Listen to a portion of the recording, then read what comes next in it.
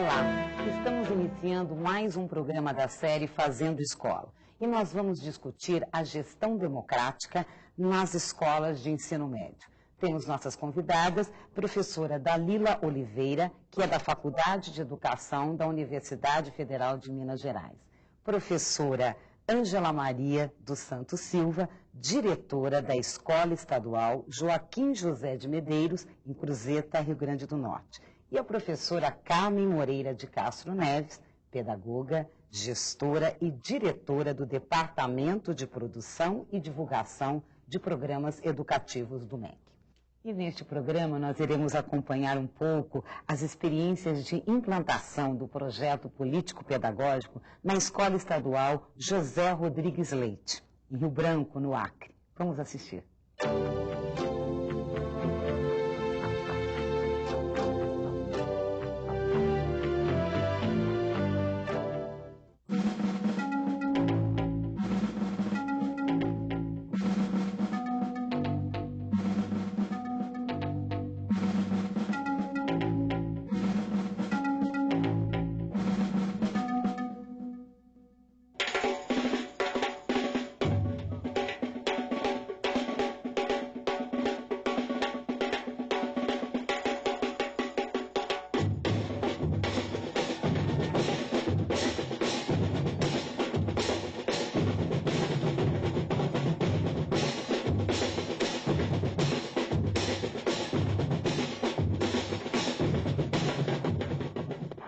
Educação no ritmo, harmonia em compasso.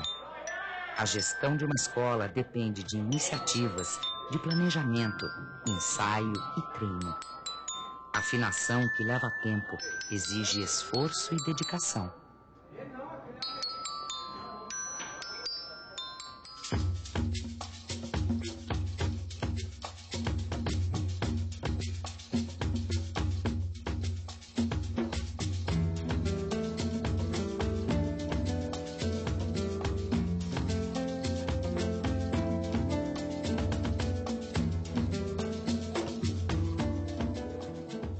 Vamos iniciar a reunião extraordinária para tratarmos de dois assuntos. Um são os repasses passados pela Secretaria Estadual de Educação para a fanfarra e o segundo seria o recurso oriundo da segunda parcela do PDDE. E eu passo ao gestor da escola a direção dos trabalhos. Opinar, participar, decidir, contribuir. O projeto político-pedagógico nasce da necessidade de construir a escola constantemente, renovando o antigo e projetando o novo. No conselho escolar, pais, professores, alunos, funcionários, direção e comunidade têm voz. O projeto político-pedagógico é uma discussão ampla na escola, com todos os segmentos, para buscar soluções de melhorias na qualidade do ensino. Ele tem como objetivo dar um suporte melhor na escola, né? Vendo os problemas maiores, para a gente, após detectar esses problemas, procurar sanar esses problemas com a ajuda, né, da comunidade, com opiniões dos professores, da própria comunidade. O projeto político-pedagógico é elaborado, reformulado todos os anos. No início do ano a gente reformula com os professores e com os pais e alunos. Compor todos os elementos da escola, conhecer as notas. As informações são fundamentais na construção do projeto político-pedagógico. É com elas que se conhece a realidade, surge o marco situacional, o ponto zero de onde se começa a caminhar. O projeto político-pedagógico, ele é a vida da escola, tá? Ele é a vida, ele tem que correr em toda a corrente sanguínea para que possa dar certo.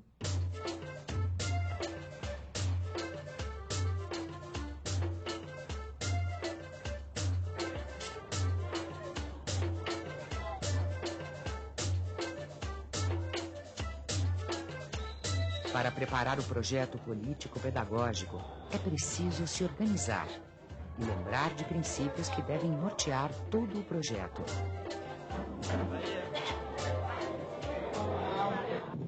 Igualdade, qualidade, liberdade, gestão democrática e valorização do magistério.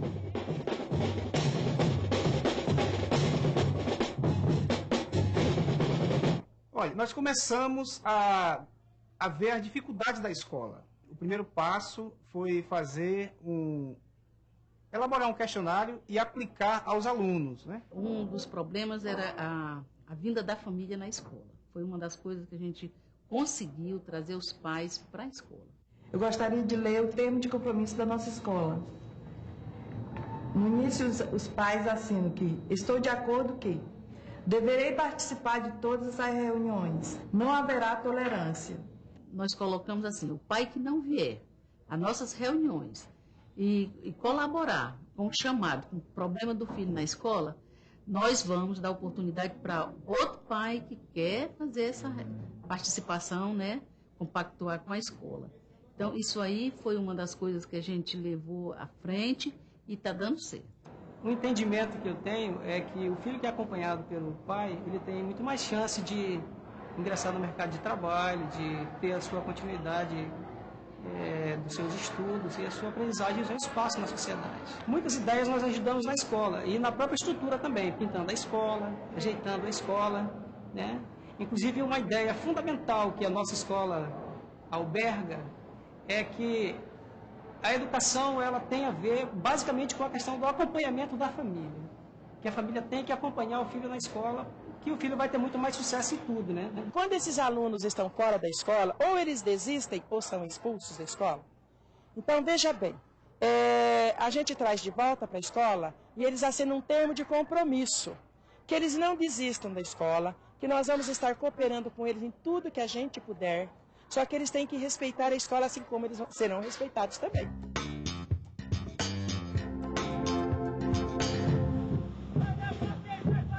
Olha só quem vai passando! Com moral e vibração! Ô, Mangalês! A harmonia de uma escola não se faz com uma só voz. É preciso união, troca, complemento. Além da comunidade, pais e professores, a presença do poder público é importante. É um olhar a mais para a escola. A Secretaria de Educação, ela tem feito muitas oficinas, né? Tem realizado muitas oficinas, né, com os professores, com os coordenadores. Nós estamos tendo esse apoio. Achamos que a Secretaria tem que cumprir, dentro dessa relação com as escolas, um papel que esteja efetivamente dentro do campo do assessoramento e do financiamento das ações. Então, no caso da proposta pedagógica, nós estamos trabalhando com assessoramento. Entre nós, secretaria e a sala de aula, existe um longo espaço. Esse espaço só pode ser preenchido pela ação dos gestores, pela ação dos professores. Então, nós, por meio de discussões internas e discussão com os gestores, com os professores, nós fomos tentando identificar que medidas nós podíamos lançar mão como sistema para buscar criar as condições necessárias para a aprendizagem acontecer satisfatoriamente na sala de aula. Então, as escolas têm autonomia, as escolas têm liberdade de discutir os seus problemas, de propor alternativas para os seus problemas. Elas só não podem propor alternativas que ferem regras que foram construídas coletivamente. Então, o que foi pactuado coletivamente tem que ser respeitado por todos.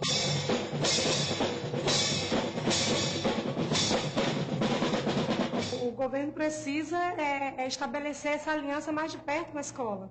Precisa estar acompanhando a escola mais de perto. Precisa estar mais atento às necessidades da escola. Buscar ver mais o que a escola precisa. Tem uma parte da evolução, principalmente, que é muito evidenciada aqui no nosso estado, que é a paleontologia. O que é paleontologia? Paleo significa antigo, ontos significa ser, né? E logia, que vem de logo, significa estudo, ou seja, estudo dos seres antigos. Diariamente, novas formas de aprendizagem são discutidas. O professor ativo e presente é peça fundamental no projeto político e pedagógico.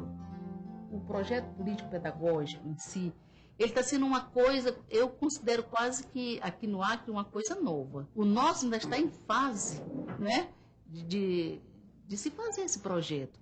Então, os professores, nós sempre fazemos reunião e colocamos para eles, gente, nos ajude, a ideia de vocês, o que vocês acham negativo, o que vocês acham positivo, vamos colocar em prática, vamos botar no papel. Então, a dificuldade maior é esse professor querer participar na produção desse projeto político-pedagógico. Acho assim, importante que foi o momento que a escola sentou para discutir os seus problemas, para rever as suas questões, suas debilidades, o que tinha de positivo, o que tinha de negativo, procurou verificar a identidade da escola, reuniu a comunidade escolar, os setores da escola, né? Teve buscando também com os pais. Ao buscar uma nova organização na escola, o projeto político-pedagógico está baseado nas atitudes de solidariedade, reciprocidade e de participação coletiva. A gestão deve ser compartilhada, fugindo do conceito de controle hierárquico tradicional. A Escola Estadual José Rodrigues Leite ainda está elaborando seu projeto político-pedagógico e deve concluir sua elaboração até o final do ano. Nós vimos assim que houve um maior índice de aprovação, tanto na escola como fora da escola. O foco principal da nossa escola, né, foi estabelecido, é conscientizar o aluno, né, é transformá-lo em um aluno cidadão.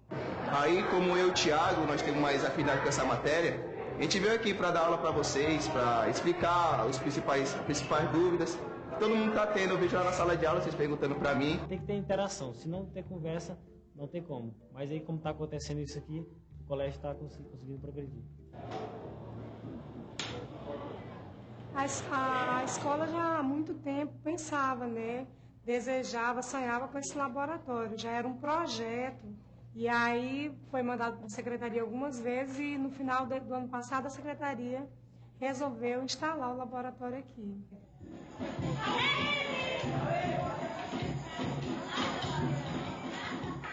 Aí o significado de eu estar aqui é porque aqui é como se fosse uma segunda família, né?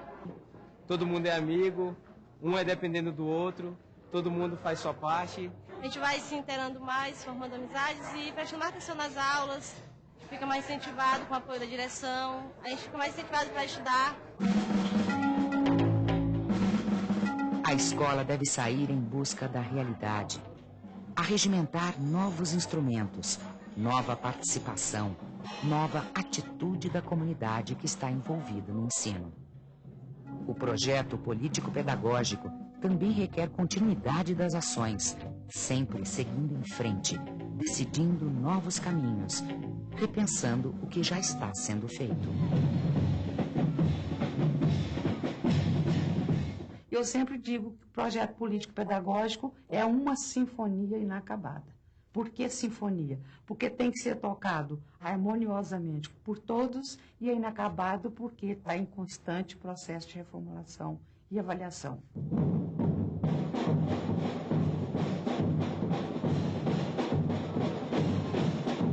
Orquestrar uma escola, desvendar seus caminhos, acertar seu compasso.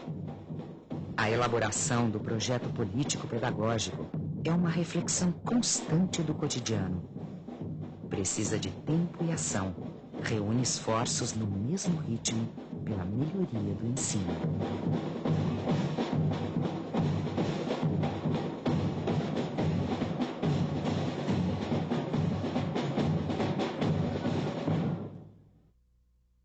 Nós assistimos o vídeo a respeito da Escola Estadual José Rodrigues Leite, lá em Rio Branco, no Acre, e eu gostaria então agora que a professora Ângela nos falasse da impressão do vídeo, do que foi abordado e colocado por essa escola.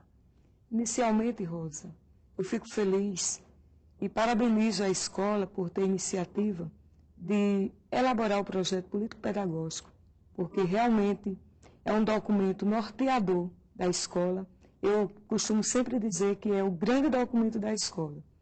E o que me chamou mais atenção foi quando a professora Ilma colocou que o projeto ele tem dois momentos importantes, sinfonia e ele é inacabado. Sinfonia, porque na escola nós temos que estar em constante construção, discutindo, todas as pessoas têm o direito de falar, de opinar. de reavaliar a sua prática.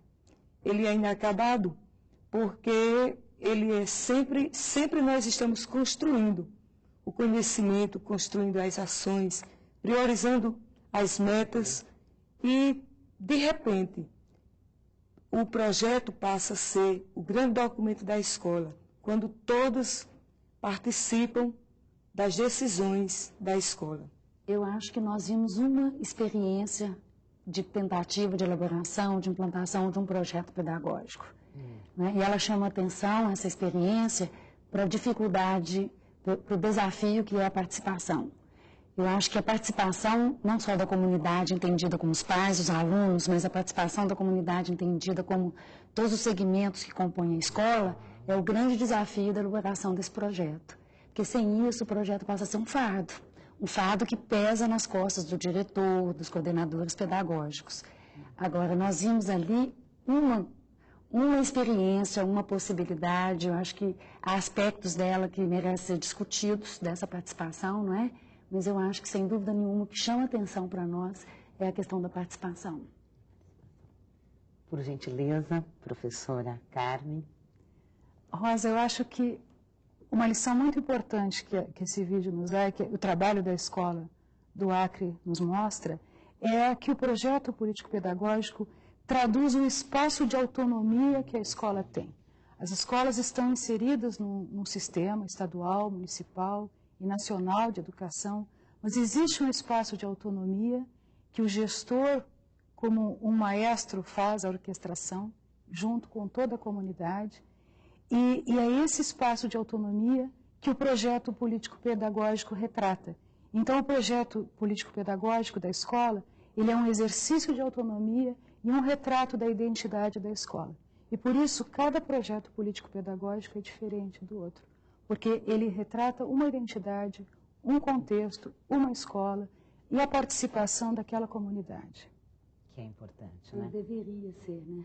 Com certeza. Ou deveria ser, porque em muitos casos que a gente observa também é o projeto pedagógico sendo uma implantação de cima para baixo, ou então uma cópia, não, mimetismo. E a mudança, por isso, muito, né? Essa acho que é a questão mais importante, de que ele deve traduzir essa autonomia, essa identidade, mas nem sempre ele traduz. No próximo bloco, nós voltamos e vamos discutir a participação da comunidade. Até daqui a pouco.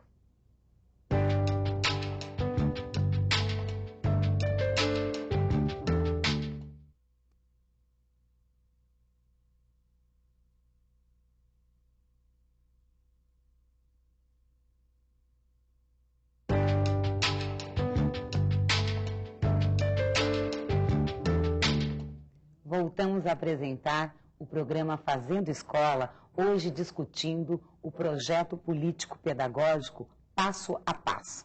Nós estávamos conversando a respeito da participação da comunidade. Professora Dalila, justamente o que a senhora estava colocando a respeito da importância da participação da comunidade. Eu acho que a participação da comunidade é vital na elaboração e no posterior monitoramento do projeto político-pedagógico. Acontece que essa participação, ela é um desafio, ela é a grande dificuldade que a escola tem. E quando a gente pensa na participação da comunidade, em geral, nós temos uma leitura restrita do que seja comunidade. Em geral, estamos pensando nos pais dos alunos, ou quando muito, nos alunos e pais de alunos. Eu prefiro pensar a comunidade como todo o entorno da escola, que não são só as pessoas que participam da escola, que têm seus filhos participando diretamente do ensino. Então, pensar a participação no projeto político-pedagógico da escola é pensar que a escola é composta por diferentes segmentos e que esses segmentos têm formas e diferentes disposições para participar desse projeto pedagógico, né? E até mesmo diferentes interesses.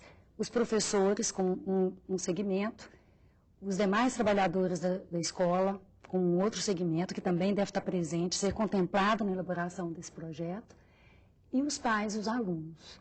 Agora, como pensar essa participação é que eu acho delicado. Nós vimos no vídeo um exemplo de participação, né? Aliás, nós não vimos só um, nós vimos pelo menos e duas alusões, né? Uma de Araxá e outra de São Paulo. Quer dizer, na realidade, esse termo de compromisso eu acho que é algo muito importante. Mas o compromisso do aluno com a escola, eu acho que é algo indispensável, o que me parece que foi feito na realidade de São Paulo, daquela escola que a diretora falava. Agora, esse compromisso do pai com a escola, eu acho que ele é um compromisso desejável, como o vídeo demonstra. Mas ele não pode ser, de maneira nenhuma, compulsório, não levando em conta a realidade da escola pública brasileira, né? Eu acho que nós temos aí uma realidade econômica e social que não permite, em muitos casos, embora seja desejável, que os pais possam estar participando ativamente da comunidade escolar, e isso a gente tem que levar em conta, porque senão nós corremos o risco de ver o projeto político-pedagógico se frustrar justamente pela impossibilidade dessa participação.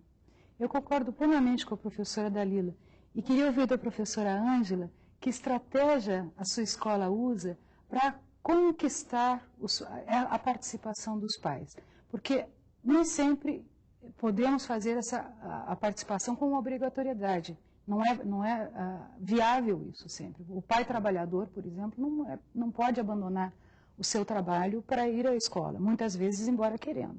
Então, que estratégias que a sua escola usa para conquistar a participação dos pais? Na verdade, é óbvio, né, que a grande importância dos pais, da comunidade como um todo, nas ações da escola, na participação.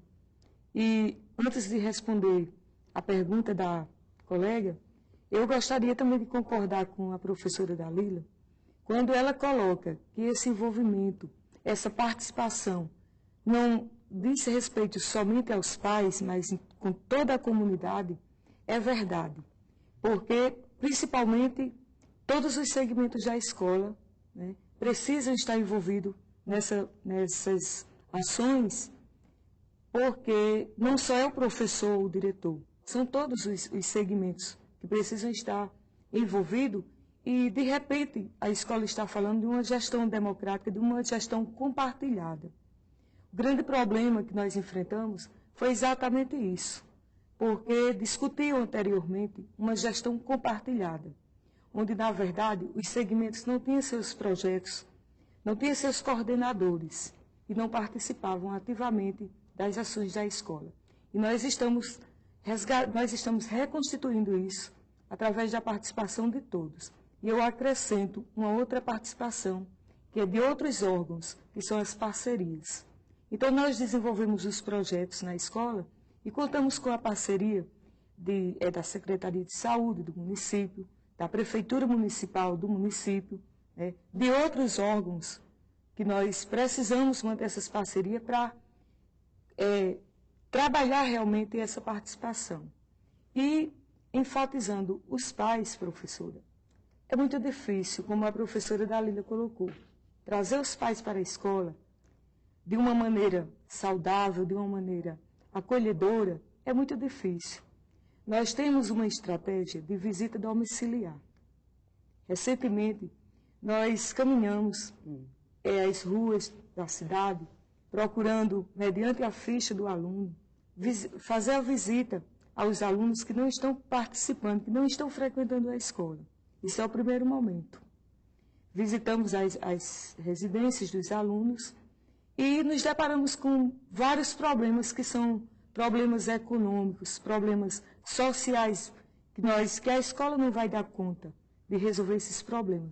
Mas, pelo menos, nós estamos vivenciando esses problemas, estamos identificando o sujeito, no caso o aluno, que muitas vezes chega à escola e se depara com situações totalmente contrárias. Ele não encontra na escola aquilo que ele esperava, que ele almejava. E quando a gente conhece a história desse indivíduo, nós passamos a trabalhar melhor. E depois da visita domiciliar, nós temos as reuniões com os grandes grupos, com o grande grupo, que é a reunião bimestralmente, nós reunimos todos os pais, e essa reunião, esse encontro, que nós até tiramos reunião, agora é encontro, ele é um encontro onde nós vamos discutir em alguns momentos, atividades pedagógicas e administrativas, e em alguns momentos, de acordo com o contexto, com a realidade, ela pode ser apenas pedagógica ou administrativa. Em seguida, nós temos que planejar essa reunião, esse encontro, porque muitas vezes o pai diz assim, eu vou a esse encontro não, porque geralmente é para enredar do meu filho. E a reunião, o encontro, ele passa a ter outro planejamento, né? Ele precisa ser, acima de tudo, acolhedor. Então, nós fazemos essas reuniões com um grande grupo, onde está toda a comunidade participando, e, em seguida, nós fazemos também a reunião por turmas. E esse encontro, melhor dizendo, ele passa a ser encontro de pais, mestres e alunos. Então, naquele momento, nós trabalhamos o acolhimento, nós dividimos o encontro em 3 momentos. Acolhimento, informes e, em seguida, a discussão entre pai, aluno e mestres. Como que é esse acolhimento? O acolhimento nós planejamos porque nós entendemos que é preciso ter um ambiente acolhedor. Do mesmo jeito que o aluno precisa do ambiente acolhedor, as pessoas que chegam à escola, que participam, precisam também desse ambiente. Nós fazemos leituras compartilhadas de acordo com o tema que nós vamos discutir. Nós entregamos mensagens acolhedoras, que vai elevar a autoestima das pessoas que participam do encontro. As leituras também são compartilhadas com quem está participando do grupo, através de músicas. Procuramos trazer outras pessoas da comunidade para dar palestras para os pais. Recentemente, nós fizemos um encontro onde nós convidamos pessoas da saúde para que falassem a respeito da questão de sexualidade. Então, primeiramente, nós entendemos que seria viável conversar com os pais o que estava acontecendo através de uma pessoa que é especializada no assunto, tá certo? E discutir com os pais as possibilidades de trabalhar com esses adolescentes, com esses alunos que estão precisando de informações. Professora Ângela, eu trabalhei numa escola em que a gente também adotou uma estratégia de encontros com os pais, em que os pais, quando iam para a escola, sempre recebiam algo em troca. Um vídeo interessante, uma dança que as crianças preparavam, e nós notamos que a participação foi crescente. A cada reunião, mais pais participavam. Isso acontece na sua escola também? Com certeza. A gente também tem momentos que nós colocamos as atividades artísticas. E o que a gente percebe é que as reuniões, os encontros, eles estão realmente, a cada dia, a participação é maior dos pais. Nós também fazemos sorteios. A gente consegue brindes na comunidade e a gente fica sorteando algum brinde como forma de incentivar a participação dos pais. Agora, uma coisa interessante que eu observei também no vídeo, quando você colocou a questão de compensação, a questão de que seja um momento compensatório. Você colocou bem assim, não foi, Dalila? Essa questão de o pai não vir à reunião e ser... Foi dessa forma que eu entendi. Isso é como? O pai, a responsabilidade, o compromisso dos pais que não participam da escola, a escola adotou uma forma compulsória, né? Naquele compulsória, vídeo, me parece que foi uma forma compulsória, ou seja, naqueles termos de compromisso, os pais se comprometem a ir a todas as reuniões. E há lá uma cláusula que diz que não haverá tolerância, né? Na ausência desses pais das reuniões. Isso que eu dizia que eu acho muito complicado. Porque me parece, Ângela, que a sua escola, você me disse, é uma escola que está localizada em uma comunidade pequena, não é? Um município de 8 mil habitantes. 9 mil habitantes. Então, quando a gente pensa isso nas dimensões do Brasil, essa questão do projeto político-pedagógico não é para ter só em Cruzeta, não é para ter só em Diadema, não é para ter só em Brasília, é uma política nacional. Nós estamos pensando nisso para todas as escolas públicas do Brasil, né? Então, quando a gente pensa isso com a diversidade que é esse país, nós temos que levar em consideração o grande centro urbano, a violência urbana, a miséria, a pobreza, a dificuldade do pai trabalhador, que a Carmen lembrava agora há pouco. Enfim, nós temos que pensar uma política que seja adequada para uma realidade que é muito diferente caso a caso, né? Então, acho que, como um exemplo assim, da iniciativa, da sua experiência, é super rico que isso seja demonstrado e que outras escolas, os professores possam tomar conhecimento. Agora, é claro que nós não podemos generalizar os exemplos, né? Nem mesmo do vídeo. Nem... Então, eu gostaria de fazer uma relação entre a forma, como é que nós adotamos para os pais que não participam do encontro. Então, nós temos um livro, que é o livro de frequência. O pai, ele assina o nome, tá? E ao lado ele coloca o nome de seu filho. Então, nós ficamos, eles têm um tempo muito grande para procurar a escola, porque geralmente eles comunicam, olha, mamãe não vem porque mamãe está fazendo, trabalhando, porque justificam. Então, por essa questão de justificar, né, nós deixamos aí, o pai procura, depois fica procurando em outro horário, a escola, a direção, os professores para conversar, e ele tem o mesmo direito. A gente faz questão que naquele momento que ele chega à escola, mesmo ele não participando do encontro, mas a gente leva, olha, procure o professor, o professor de língua portuguesa de seu filho está ali, converse com ele. Então, é dessa maneira que a gente tenta trazer os pais para a escola para participar. E também a participação dos pais nos projetos. E aí eu queria levantar uma questão interessante. Existem grupos que vendem projetos pedagógicos para as escolas. E o pior, existem escolas que compram. Então eu queria trazer essa discussão. Né? Depois do intervalo, nós voltamos para continuarmos a discutir sobre essas questões, como, por exemplo, empresas que vendem projeto para as escolas, a questão das parcerias e a autonomia. Até já.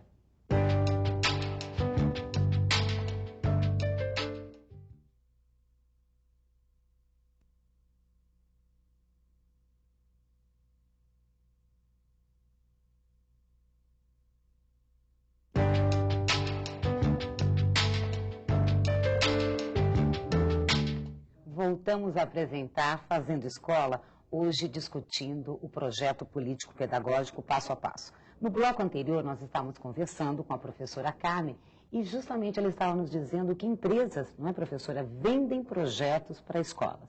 Como é isso, professora? Como se dá?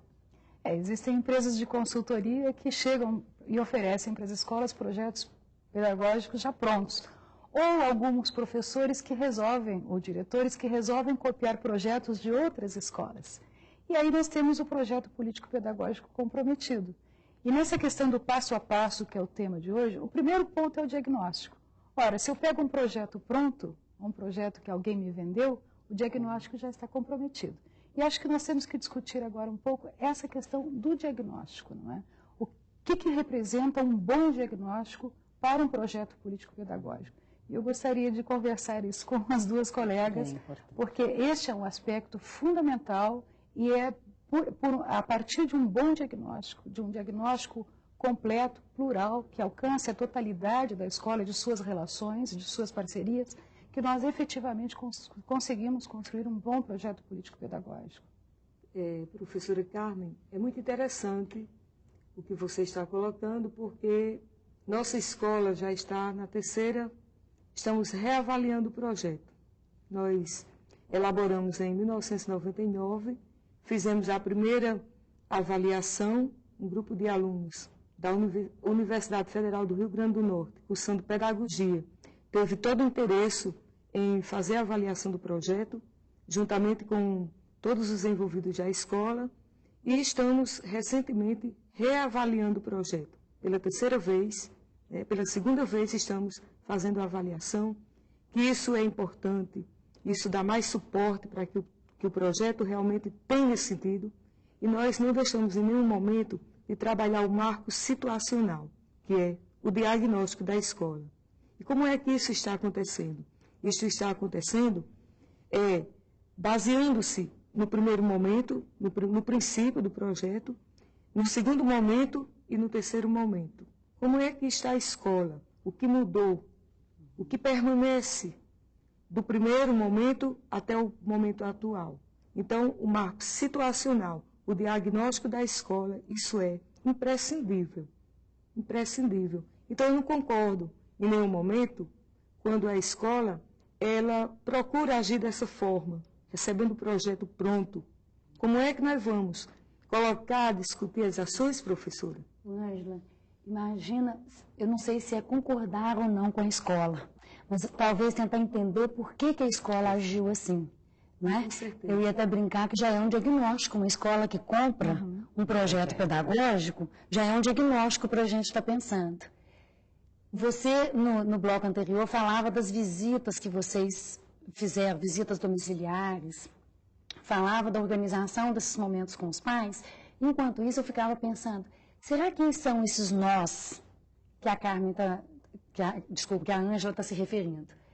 Porque o que acontece, pelo menos o que eu tenho observado nas pesquisas, muito mais na minha relação como pesquisador em escolas públicas e, em geral, escolas estaduais, é que a falta de tempo desses professores, não é? A falta de tempo desses diretores, o acúmulo de tarefas, os prazos, é que muitas vezes leva a que a escola procure soluções rápidas e prontas para resolver algo que, embora fosse anteriormente uma demanda desses professores, todos nós aqui lembramos, né, pela nossa faixa etária, que a autonomia das escolas foi a grande bandeira do movimento dos professores nos anos 80.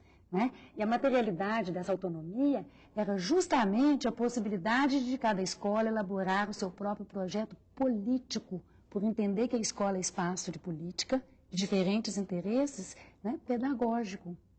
Acontece que quando isso vira lei, essas escolas estão organizadas de tal maneira, esses professores estão com uma intensificação do trabalho tão grande, que não sobra tempo, isso pesa nas costas deles, muitas vezes como um fardo.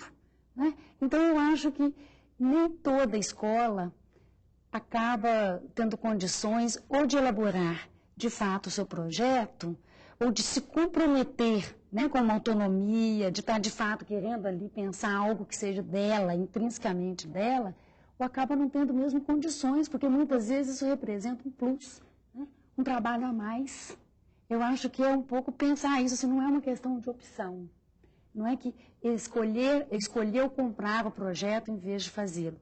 Eu conheço um caso muito curioso, uma orientanda minha de mestrado foi fazer uma pesquisa sobre gestão democrática numa escola e começou a investigar, então, o momento do projeto pedagógico. E descobriu que o projeto tinha sido comprado. E sabe como que ele foi pago? Isso que é mais interessante. Por uma cotização dos professores. Cada um deu um pouquinho, então fizeram uma vaquinha, né, e pagaram o projeto. E quando ela entrevistava os professores, perguntando, mas você topou pagar do seu próprio bolso o projeto político-pedagógico? Alguns diziam, o que é isso? É melhor pagar, quer dizer, me custa menos pagar por esse projeto do que ficar aqui depois do meu expediente para discutir um projeto. Então, eu acho que sem discutir as questões concretas da organização do trabalho na escola, e isso passa fundamentalmente pelo diagnóstico interno e externo, né? O que acontece dentro dessa escola, o que acontece no entorno dela, fica muito difícil a gente definir qual que é a política do projeto pedagógico da escola. Você colocou uma questão de, muitas vezes, o tempo. Né? Nós, realmente, o tempo está mal administrado, não sei, ou, na verdade, por uma questão de sobrevivência. Nós trabalhamos em vários lugares e eu até escuto, no interior da escola, algumas pessoas querendo fazer, têm toda boa vontade. A nossa escola está precisando muito de recursos humanos. Nós estamos recebendo benefícios na escola e muitas vezes não conseguimos ter esses benefícios porque a exigência é, para você ter uma biblioteca comunitária, precisa ter um pedagogo para coordenar. E quando a gente vai avaliar, o quadro de pedagogo na escola é mínimo. Então, nós ficamos tirando de um canto e colocando em outro, para realmente não perder esses benefícios que estão chegando. Acho que tem um aspecto importantíssimo aí, que é a figura do diretor da escola, do coordenador pedagógico da escola. No início do programa, eu dizia que o projeto pedagógico dá a identidade da escola. E por isso cada um é diferente do outro e tem que ser diferente do outro. E quem comanda isso, voltando à imagem da sinfonia, quem é o maestro dessa construção é o diretor. Um diretor que assuma essa coordenação, que assuma essa construção coletiva, ele consegue ir abrindo os espaços para a participação da comunidade, dos professores, dos pais, dos alunos, da Secretaria de Educação, porque às vezes as carências que a professora Ângela levantava, que as escolas todas têm, às vezes a Secretaria de Educação não fica nem sabendo. Então, a participação das secretarias municipais e estaduais de educação é fundamental.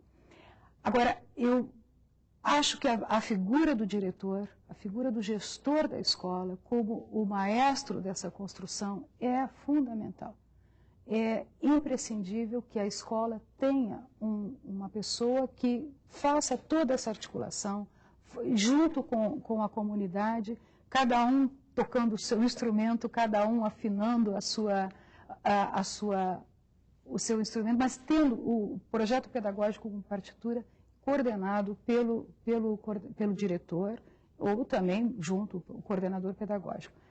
Acho que é um papel de protagonista e isso faz a diferença. O gestor que encontra o espaço de autonomia da escola, que acha assim, bom, minha escola do sistema não tem autonomia nenhuma. Tem sim, e esse gestor que descobre esse espaço de autonomia, ele encontra os mecanismos e aí não há uma receita, cada escola tem a sua estrutura, a sua lógica, o seu andamento, não é? E o diretor que tem a sensibilidade de buscar esses espaços de participação e de construção coletiva do projeto pedagógico. E também eu gostaria de saber a respeito do papel do conselho escolar, que dentro desse trabalho conjunto, como ele se coloca? O conselho, antes de responder sua pergunta, eu gostaria de debater um pouco aqui com a professora a questão da autonomia, quando ela falou da secretaria, dos órgãos que nós somos jurisdiciados. Porque em algum momento eu percebi no vídeo que essa questão de autonomia, que existe quando se fala e a escola ter autonomia, significa que a secretaria, que os órgãos maiores, eles ficam de um lado e a escola do outro, né? E eu não entendo dessa forma. Eu gostaria apenas de discutir aqui com vocês, antes de responder a pergunta, porque eu acho que a autonomia não significa isso. Nós vamos, sim, sempre estar precisando da participação, com certeza, dos órgãos de Secretaria do Estado, né, do MEC, para que a gente possa ter o apoio, o suporte maior. Lógico que com o projeto político-pedagógico, nós vamos direcionar essas ações, não vão ter a hierarquia que tinha antes. Nós vamos construir o projeto político-pedagógico de acordo com a nossa realidade. A noção de sistema, né, Ângela? De sistema. A ideia de que, o que me pareceu também no vídeo, que o poder público é colocado como uma coisa separada da escola. Como se a escola não fosse uma escola pública e estatal. Quer dizer, a escola é poder público, a escola é uma agência do Estado. Quer dizer, quando a gente pensa ou fala em parceria com a Secretaria Municipal, nós estamos falando de uma parceria dentro do poder público. Não é diferente falar de uma parceria com uma escola, com uma empresa privada, parceria com uma escola particular. Agora, quando nós estamos tratando do Estado, entendendo a escola como uma escola estatal, pública, porém estatal, é obrigação desse Estado o financiamento dela, não é obrigação desse Estado zelar por ela, e até mesmo os fins a que essa escola se destina não são resolvidos ali no interior da escola. O tempo todo, quando a gente está discutindo autonomia, a gente pensa que a autonomia é dentro de uma noção de sistema. Agora, eu também queria discutir um pouco essa questão colocada pela Carmen, porque eu reconheço esse protagonismo do diretor. É impressionante como que sempre que a gente vê, como no vídeo hoje, ou aqui na presença da Ângela, uma experiência exitosa em gestão escolar, tem sempre uma figura de um diretor ali, que é uma pessoa forte, que abraçou a escola, que tomou aquela coisa como uma bandeira, que dá a sua vida, dá o seu sangue pela escola. mas eu queria apostar mais no trabalho coletivo, numa orquestra sem maestro. Eu acho que a gente precisa começar a pensar políticas públicas para a escola brasileira que não esteja tão centrada nesse diretor. E não é porque eu acho que esse diretor tem muito poder, não. Eu acho que é porque ele tem muito pouco poder. Eu acho que acaba caindo sobre as costas desse professor, desse diretor, que é um professor, né, o que a gente espera que seja, que conheça sobretudo a sala de aula, a responsabilidade pelo sucesso ou fracasso da escola. Eu acho que... E com a mudança do gestor também o projeto precisa continuar. Então, se estiver na presença, na figura dele... Acaba tendo essa vulnerabilidade. Mas é por isso a importância do projeto, da construção coletiva. Não é? Quando se fala na figura do diretor, não se está de forma alguma eliminando a importância dos outros. Porque senão, realmente, quando o diretor sai, o projeto acaba. Porque acaba sendo o projeto do diretor. Não. A ideia é que todos tenham o seu espaço, todos tenham a sua construção, a sua colaboração. A professora Ilma fala na sinfonia, né? Eu costumo trabalhar a imagem levantada pelo Humberto Eco da obra aberta. O que é uma obra aberta? É uma obra em que cada um que vê, que participa e coloca um pouco de si. E uma obra aberta em movimento. Ou seja, a cada novo olhar, eu tenho novas experiências, novas contribuições, e por isso o projeto pedagógico ele está sempre em movimento. Agora, se ele for de uma pessoa só, seja de um diretor, seja de uma empresa de consultoria, ou seja, de um professor, ele realmente, na hora que um desses sai, ele acaba. Então, a questão da construção coletiva é fundamental. A minha preocupação, Carmen, eu realizei uma pesquisa há 2 anos atrás, com os diretores da rede municipal de Belo Horizonte. E eu estava discutindo essa pesquisa, a natureza do trabalho do diretor, porque a gente tem muitos estudos sobre as relações de poder envolvendo o diretor, sempre o diretor como essa figura central do poder na escola. Eu estava discutindo o diretor como trabalhador. O que é a natureza do trabalho dele, o que mais pesa? E eu acabei concluindo nessa pesquisa que o que mais pesa sobre as costas do diretor, esse diretor é eleito democraticamente na escola, é o tal do trabalho coletivo. Porque hoje a legislação, os artigos 12, 13 e 14 da LDB, vão garantir essa participação, né, do trabalho coletivo de todos na construção do projeto pedagógico na escola. Acontece que esse diretor eleito democraticamente, ele fez algumas promessas ali na sua comunidade, né? Alguns compromissos, mais do que promessa, alguns compromissos. Mas ele tem, acima dele, aí, os órgãos do sistema que vão fazer cobranças dele de prazos, de tarefas, de atividades que ele tem um tempo para entregar, enfim. Acaba ficando centrada na figura desse diretor esse meio de campo, quer dizer, ele tem que responder àquela comunidade que exige permanentemente dele ali no cotidiano da escola. Ao mesmo tempo, ele tem que responder às exigências da organização ou exigências burocráticas do sistema.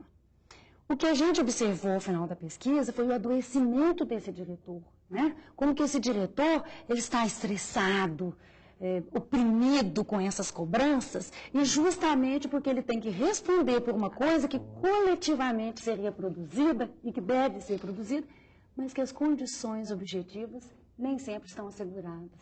Né? Por exemplo, a questão do tempo que a gente falava agora há pouco. Como ter trabalho coletivo na escola, se os professores entram correndo na escola e saem correndo porque vão trabalhar em outro lugar, ou porque não tem um tempo de trabalho remunerado para ele estar dentro da escola, participando da gestão da escola, contribuindo nos projetos. Né? Acho que nós estamos falando a mesma coisa, eu só estou chamando a atenção assim, para que a gente não reforce que é este protagonista que vai dar conta da gestão democrática. Não, a gestão democrática ela tem que ser coletiva, senão... Professora Ângela Maria, as considerações finais. Minhas considerações é de incentivo para que todas as escolas, ao pensar em elaborar o projeto político, elaborem com todos que estão envolvidos na escola, no coletivo, para que realmente essa permanência do projeto político-pedagógico seja garantida. Então, se o projeto é elaborado com todos, com certeza não vai ter nenhum problema, o projeto político vai realmente ser desenvolvido com muita competência, com muita habilidade. Obrigada, professora Ângela Maria. Obrigada, professora Dalila. Obrigada, professora Carmen. Na próxima semana, voltamos discutindo gestão democrática. Quem participa da gestão democrática? O papel dos colegiados. Até lá.